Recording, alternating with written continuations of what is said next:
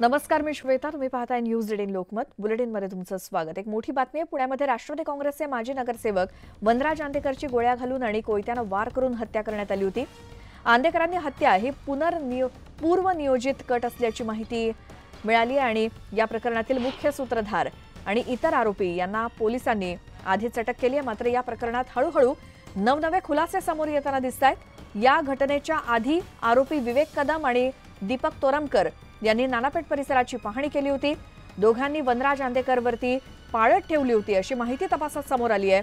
आंदेकरांच्या हत्या प्रकरणात विवेक कदम आणि दीपक तोरमकर यांना अटक झाली आहे आणि या आरोपींविरोधात मोक्कान्वये कारवाई करण्यात आली आहे. अधिक माहितीसाठी जाऊयात. पुण्यातून आमचे प्रतिनिधी चंद्रकांत फुंदे आपल्या सोबत आहेत.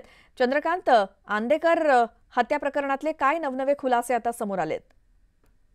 यापूर्वी या खुनामध्ये त्यांचे कौटुंबिक आणि सांपत्तिक वादातून हा खून झाल्याचं म्हणजे दोन्ही बहिणीवरच आरोप केलेले आहेत. आता वडिलांनी फिर्याद दिलेली आहे बंडू आंदेकरांनी.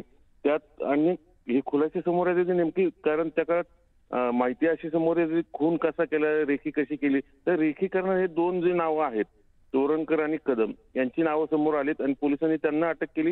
आणि यापूर्वी ऑलरेडी 15 आरोपींना अटक झाली, त्यांचे मोका लावलं. तर दोघांनाही अटक करून त्यांच्याही मोका लावला जातोय.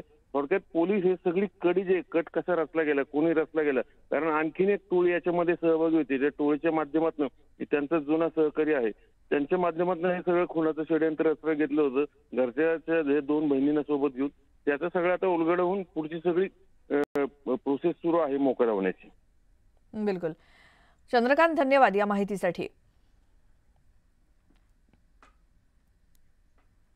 आणि यानंतर या बुलेटिनमध्ये बघूयात 10 सेकंदात बातम्या.